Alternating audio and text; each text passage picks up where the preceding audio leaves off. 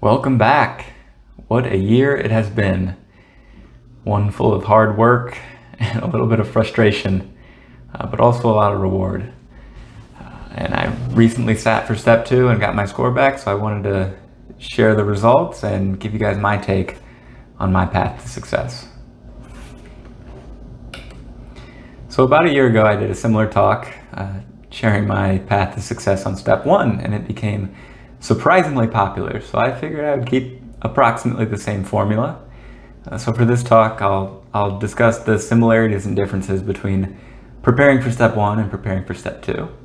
I'll talk about what I consider to be my keys to success, my general timeline, the resources I used and recommend, and my day-to-day study habits.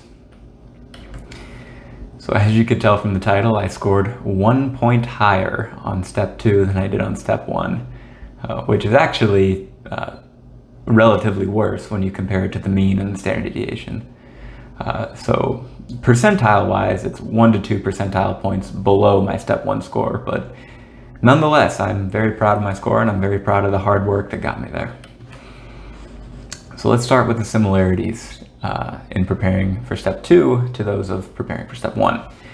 And the first of which is incredibly important, is that the principles of effective learning have not changed. It doesn't matter what you're studying for, it doesn't matter what you're preparing for, there are ways to learn effectively, and there are ways to learn ineffectively. So the principles of effective learning, I've talked about these at much greater lengths in other videos, and I'll put a link somewhere for you guys to see those. Let's start with spaced repetition. Think of the Ebbinghaus forgetting curve. You learn a piece of information, you forget it pretty quickly. If you time it right and you relearn that piece of information, you remember it for a little longer, and then a little longer and a little longer, and eventually it's become so cemented in your memory that you really never forget it. The second principle of effective learning, and to me probably the most important, is that active learning is always superior to passive learning. It creates stronger, longer lasting memories, it helps you apply the information you've learned, and it is absolutely essential in performing well on these exams and to learning in general. So you see on the right hand side of the screen, what we grew up with and what we've been taught time and time again is to learn the material, study the material, and then be tested on the material, which, as we're beginning to learn, is almost completely backwards. In order to learn effectively, you need to learn, rehearse, and test yourself on the material simultaneously and longitudinally to prepare to perform well in the future, in this case, during your step examinations. So to me, that is what fundamentally shaped my study habits and study strategies and helped me perform well on my exams. So that is essentially what I'm going to be sharing with you today. The third of which, also very important, is that conceptual memories are stronger, more easily applied, and in general superior to rote memories. Again, this has played a large part in shaping my study habits and strategies for step 1. It carries over into step 2, and it's been a large part of my successes so far. So beyond the principles of effective learning, there are other similarities between step 1 and step 2. One of which is that step 2 is absolutely a test of application in the same way step 1 was a test of application. Yes, there is a ton of information you need to know. There are a lot of facts you need to know, but what separates the great test takers from the average and below average test takers is their ability to apply the information they have learned, their ability to consume new information, incorporate it into their conceptual framework, and apply it in the future. This is a test of application. You will see things that you've never seen before. You will be presented with information that you're not familiar with, and scenarios that you're not familiar with, and you'll be expected to use the information you have and apply it to these situations, and it will have an enormous outcome if you're able to do this effectively. And the third of which is consistency and discipline. There is no way around this. It was necessary to prepare for step 1. It is necessary to prepare for step 2, arguably even more so for step 2. You have to be consistent, you have to be disciplined, you have to keep yourself motivated if you expect to perform well on this exam. That being said, there are also some key differences between the exams. The first of which is you have significantly less control when preparing for step 2 compared to preparing for step 1. For example, in my situation, for about 12 months, maybe even a little more, my study schedule, my study habits, my study strategies were entirely under my control. I could wake up when I wanted. I could go to the library when I wanted. I could eat and take breaks when I wanted. I could study the material I wanted and use the resources I wanted whenever I wanted. So everything was under my control, which was really, really awesome, because then it becomes a matter of incorporating the right study strategies, staying consistent and staying motivated, and it's going to be a relatively smooth path to success. Now, there's a major difference between step 2, because you're preparing for this exam during your third year of medical school, which is an incredibly busy and incredibly stressful and at times frustrating part of your career as a doctor in training. You don't get to wake up when you want. You show up to the hospital when you need to show up to the hospital. You don't get to decide when you study, and often the only time you have to study is in the evenings when most people aren't very sharp. And the time you have to study, you would almost universally rather be doing something else than studying. So keeping yourself motivated can be somewhat challenging given this relative lack of control. That being said, many things are under your control, and we'll talk about how to use those things effectively to prepare for this exam. The second difference is you're balancing more priorities, and you're balancing more important priorities in preparing for step 2 than you were preparing for step 1. So yes, there are a lot of responsibilities and there are a lot of priorities in the first 2 years of medical school. You're balancing research, you're balancing volunteerism, you're balancing various other things, and preparing for your step 1 exam, which can be challenging. But again, a lot of things are under your control, and in general, you have enough time to comfortably complete all of those objectives. Fast forward to step 2, you have really important priorities that you need to balance, and you have very little time to fulfill those priorities. The most obvious of which is that you are now part of a care team. You're taking care of patients, which should quickly become a major priority. You have a real role and real responsibilities to your healthcare team, which you need to fulfill, and you need to fulfill responsibly. And your actions in not doing so will have significant consequences, so you need to keep that in mind. That being said, you also have to keep in mind preparing for your shelf exams, preparing for step 2. You have to keep in mind third year grades and these various other priorities on top of continuing research and volunteerism. All of these things you're trying to balance as you go forward. In this particular exam, in this particular talk, we're discussing the exam as a priority, shelf exams in step 2, but understand that there is so much more than that you're balancing, and that is a significant challenge to overcome during this time. The next would be experience, and by this I mean you've experienced this before. You've prepared for an exam the caliber of a USMLE board exam, and you've sat for that exam, being step 1.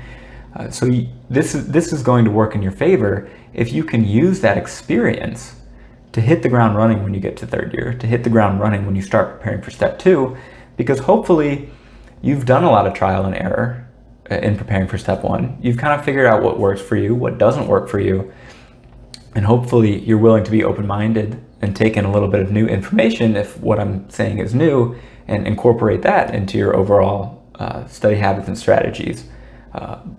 But still using that experience as a clue to what's going to work and what's not going to work. And finally, a really interesting one is the relative importance of these exams.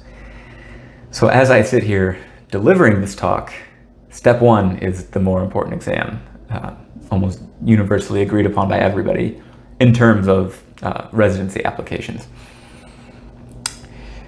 So for my graduating class, we have to balance, the importance of step 1, whether or not we did as well as we wanted to on step 1, and what that means and how we need to prepare for step 2 and move forward with our applications. But you may also be watching this video a few graduating classes behind me when step 1 is going to become pass-fail. So obviously the relative importance will flip-flop at that point, and step 2 will become inflated in importance. And the general expectation at this point is that step 2 may become an important determining factor in who is granted residency interviews and who is not. Obviously, time will tell if that's true, but you need to weigh the relative importance of this exam to previous exams and all the other priorities that you're trying to balance. So now, my keys to success. I hope these seem relatively obvious. The first key to success was the foundation of knowledge I had built from studying for step 1. This is incredibly important. Because of the strong foundation of knowledge, I was easily able to accumulate new information and organize that information onto the conceptual framework that I had already built. If you've already taken step 1 and done well, good for you. You'll be building on this framework. If you're watching this when step 1 is to become pass-fail and you're trying to decide how hard you should study for step 1, keep this in mind, that a fundamental knowledge of the basic sciences will be very important as you transition to the clinical sciences. I think because of my foundation of knowledge, my transition was relatively easy and relatively smooth in my path to success on shelf exams in step 2. The second of which, equally obvious, consistency and discipline. I said it before, I'm saying it again, these are absolutely necessary. And the third of which, hopefully also obvious at this point, is that you need to incorporate the principles of effective learning that I talked about at the beginning of this presentation. All 3 of these are necessary to perform well, to perform to the best of your abilities on these examinations. If you haven't built a foundation of basic medical knowledge, you'll be fighting an uphill battle when you get to the clinical arena. If you lack the consistency and discipline to sit down and study when you don't want to study, it doesn't matter how effective your learning strategies are, and it doesn't matter how strong of a foundation you've built, you won't grow on it. And if you lack effective learning strategies, it doesn't matter how consistent and disciplined you are, you won't reach the level of success that you're capable of because you're not retaining the material as you should be, and you're not putting yourself in a position to apply what you've learned when it actually matters. So this is a relatively simple formula, and I believe if you take these variables into consideration, that you will be in a great position to perform well on these exams. So my general timeline, what I want to explain here is blocked curriculum versus integrated or interleaved curriculum during 3rd year. So the way we did it, we blocked out our curriculum. So we did 2 months of one particular specialty and then moved on to the next, and then the next, and the next, and the next in series. So I've listed the order of mine here. The order isn't really that important, but this is how mine went. And I want to contrast this to an integrated or interleaved curriculum where you do about 2 weeks at a time on a particular specialty. Then you go to a different specialty and a different one and a different one, and you come back and you go forward and you come back, and you're repeating all of them throughout your 3rd year. So the major differences here is how you're going to study. So we talked about spaced repetition at the beginning. In a blocked curriculum, spaced repetition can be difficult. For example, in my scenario, by the time I took step 2, it had been 11 or 12 months since I had prepared for my OB-GYN shelf exam. And while I had built a good conceptual knowledge of what was being tested, the details had long been forgotten. And because I wasn't doing spaced repetition, I was at a significant deficit, and it probably cost me a few points on the shelf exam. In an interleaved curriculum, I would say you're probably at a relative advantage when it comes to step 2, because the interleaving and the spaced repetition has essentially been done for you. You can't help but to follow a spaced repetition schedule because you're being thrown into different rotations at a spaced repetition. But that being said, there are advantages and disadvantages to each type of curriculum. So I think you can perform well either way, but I just wanted to give my take on that. And then on this timeline, you also see at the end toward April and May, that little worldwide pandemic happened. So that was interesting and very frustrating. So it gave me a little bit of time to study. But I actually hopped on a really cool COVID research project. So I essentially stopped studying there for about a month and then restarted studying. And then I had to play around with scheduling and rescheduling and crossing my fingers that I didn't get canceled and then getting canceled and then rescheduling again, which was absolutely wonderful and I highly recommend it. And we're going to move on. Resources. I'm happy to share the resources I used. I know everybody's always looking for recommendations. I've broken them down into different categories and I'll explain as I go. Starting with what I call gaining familiarity. So this is the general category that I've come to lump in essentially all passive learning resources. Video lectures, textbooks, review books, all passive learning resources, I would like to call gaining familiarity because that points to their strong suit. They are not the strongest means of learning the information. They are not the strongest means of preparing for these examinations. What they can be helpful for is gaining familiarity quickly and comprehensively of a particular subject. For example, when you get thrown into the clinical arena, you will find very quickly that each particular specialty essentially speaks in their own language of acronyms and shorthand and abbreviations, and it will be very confusing if you haven't gained a little bit of familiarity.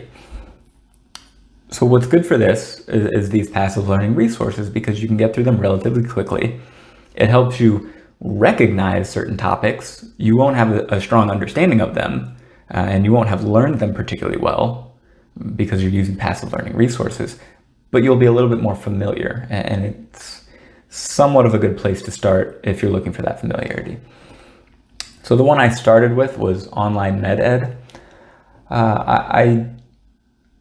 I started using it start to finish and completing all the videos for my first 2 rotations, and after that I stopped using it.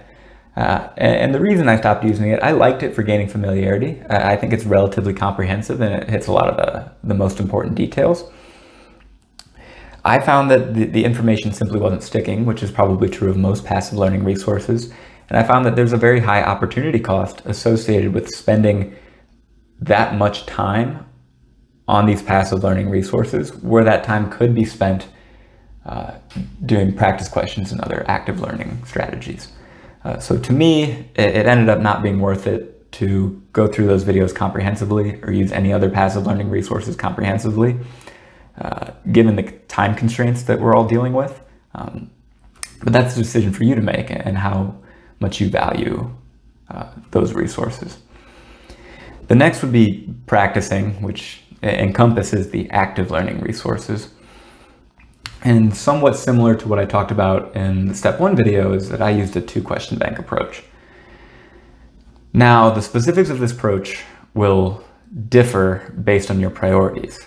And I'm going to give you 2 examples.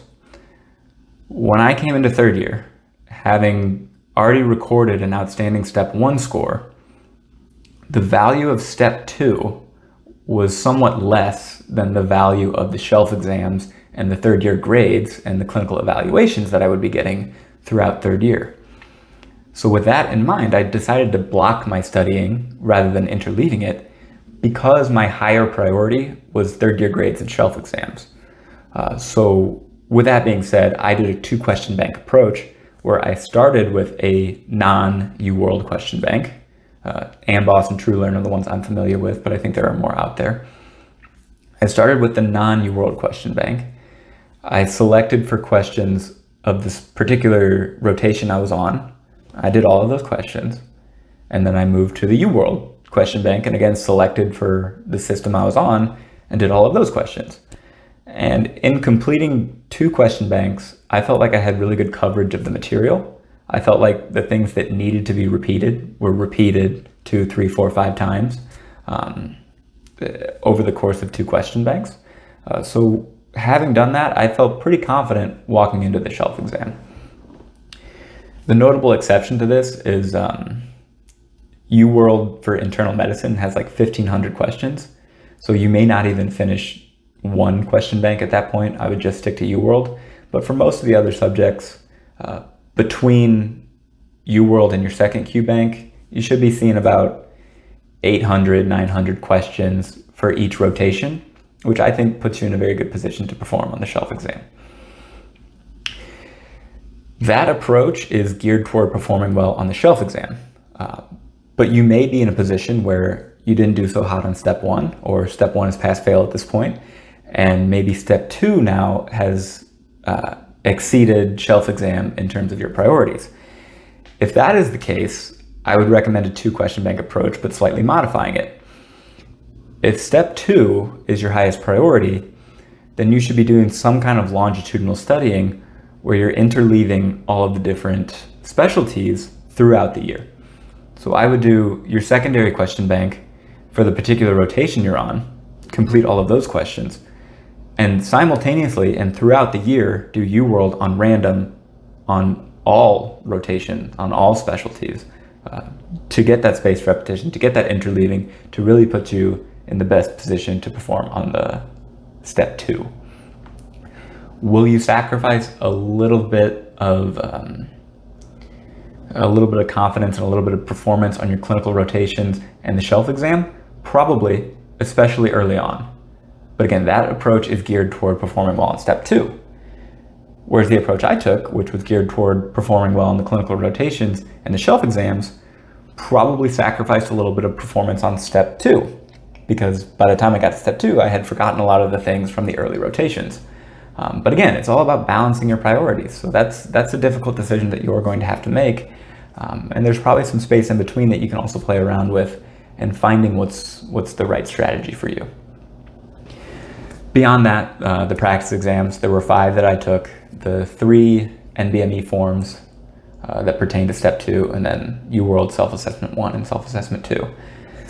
I saved those toward the end, which again, throughout the year I was focusing more on the shelf exams, so I didn't really worry about taking those practice exams until I wanted to see how ready I was for step 2, and I'll get to that in a moment.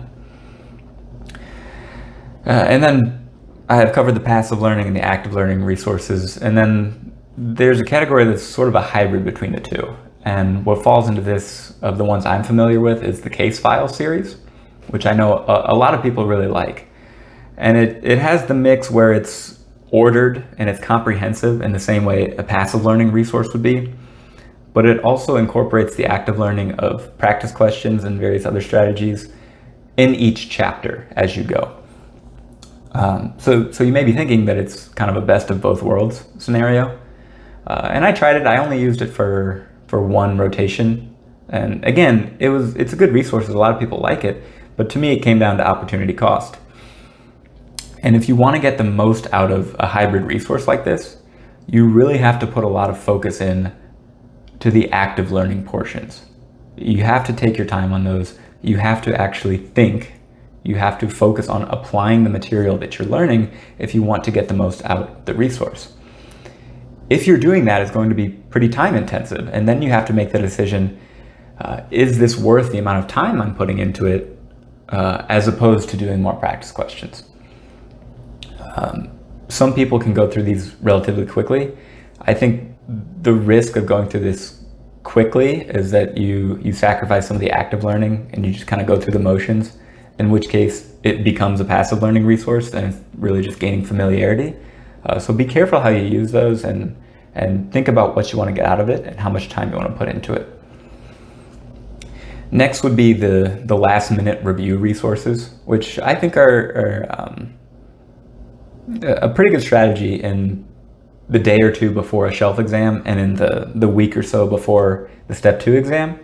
I think the most popular of these is the Emma Holiday series, which is last minute review, hits all the high yields. I think this is good to put those super high yield details fresh in the front of your mind as you go into the exam.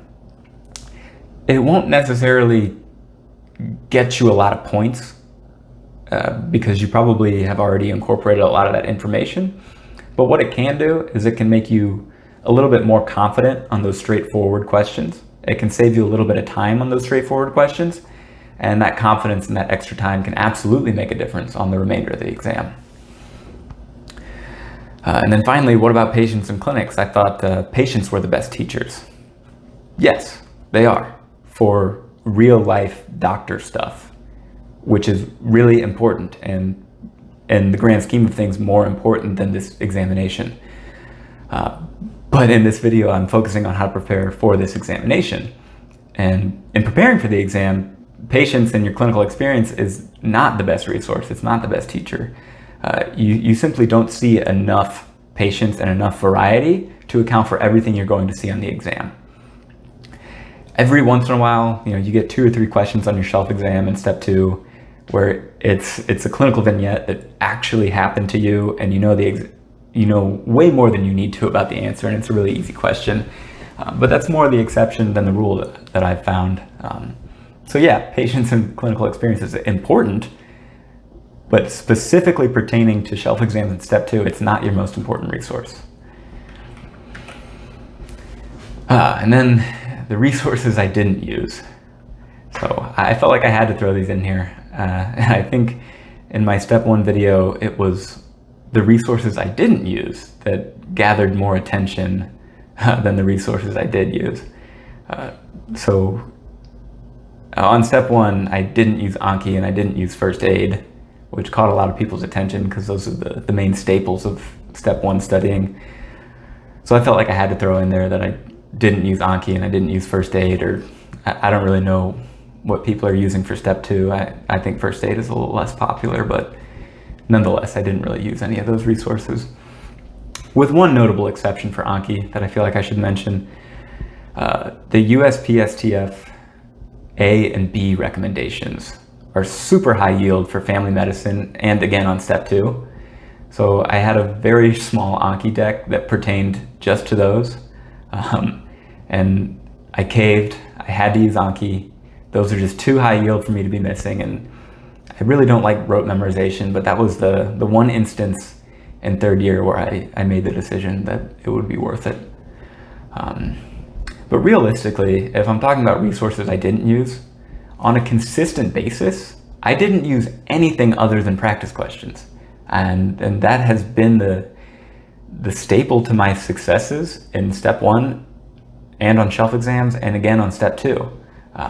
That is the ultimate active learning strategy, and that is the single best resource you can use.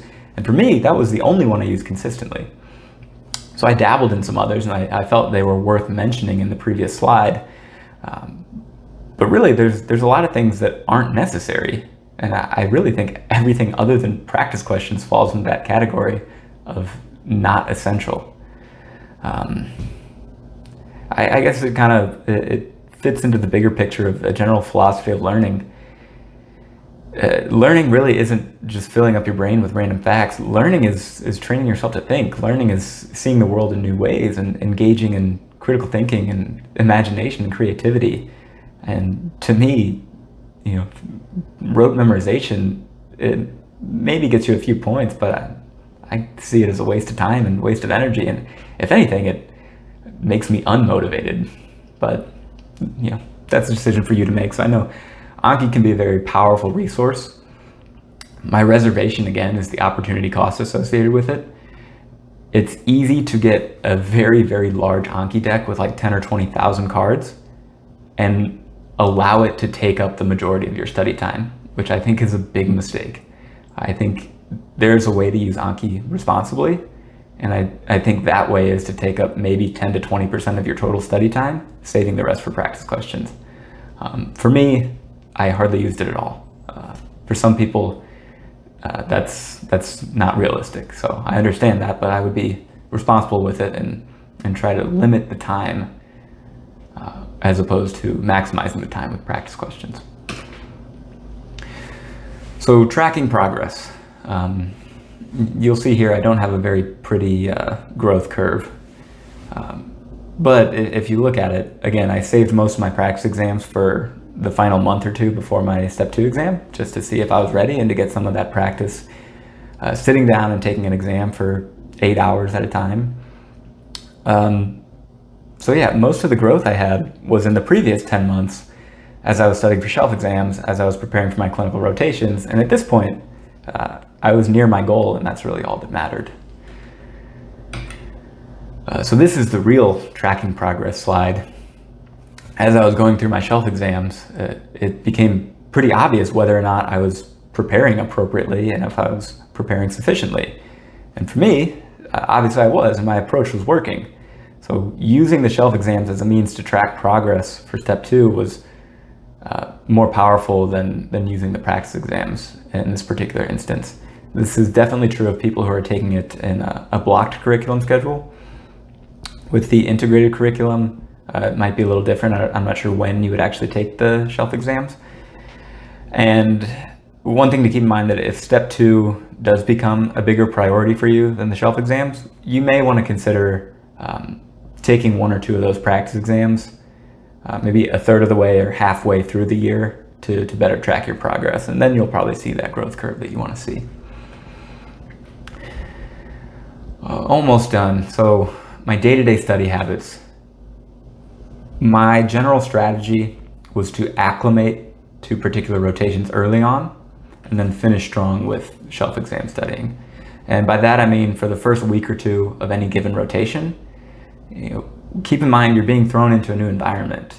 You're going to be very uncomfortable, and you're going to be learning a lot of new things about how to operate on a day-to-day basis in the hospital, in your particular clinical rotation, how to interact with your team, et cetera, et cetera. So there is an acclimation phase where studying for shelf exam and studying for step 2 isn't the best thing you can be doing for yourself at that point. So I recommend early on, you want to kind of acclimate, you want to get familiar. If you want to use your passive learning resources, this is the time to do it to help you get familiar to the environment you're in. But as you go forward, you want to finish strong with practice questions. Again, like I said, I used the 2 question bank approach. For most subjects, that was 800 or so, maybe 1,000 questions. And I could divide that by the number of days I was on the rotation. And typically on weeknights, I would try to really focus and keep myself disciplined enough to do at least 15 to 20 questions. Really focus on those questions when I'm taking it, really focus on the explanations when I'm reading them, and outsource to other resources when I need to. I think that's a reasonable goal. And you see the 3rd bullet point there is time constraints. The time constraints in 3rd year are very real, frustratingly real. And sometimes 10 or 20 questions on a given night is all you're going to have time for. It's more about staying consistent, staying disciplined, and balancing your priorities than it is about using every resource under the sun. So with that, on weekends, I would try to do 40 questions at least. On weeknights, 10 to 20 if I had time, and I'd try to make time.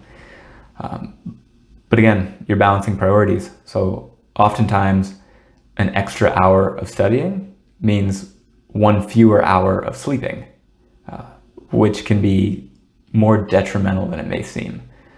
So keep in mind taking care of yourself, taking care of your mind and your body, balancing your priorities, and making realistic goals given the realistic time constraints. Finally, my final recommendations. Have a plan. You want to walk into 3rd year with a plan in mind. You want to build upon your experiences from the first 2 years of medical school. You want to incorporate some of the new information that I've been giving you. And you want to have a plan going in. You want to execute that plan. You want to stay disciplined. You want to stay consistent. You want to stay motivated. But you need to understand how and when to prioritize. Like I've been saying, there are a lot of competing priorities in 3rd year as you're trying to study for shelf in step 2, and you need to find a way to balance those. It's very common, it happens to essentially everybody at some point, that you think you'll be able to get to more material than you actually can. You'll think, okay, I'm going to do those passive learning resources first, I'm going to get familiar, then I'm going to do my question banks, I'm going to save 20% of my time for Anki, and you think you're going to be able to do all these resources, and all of a sudden you remind yourself that you have to set a 4 o'clock alarm to get to your surgery rotation, and it's just not going to be possible. So understand when to prioritize, understand when to take care of yourself, understand when to cut back a little bit, and understand which resources can afford to go and which are absolutely essential.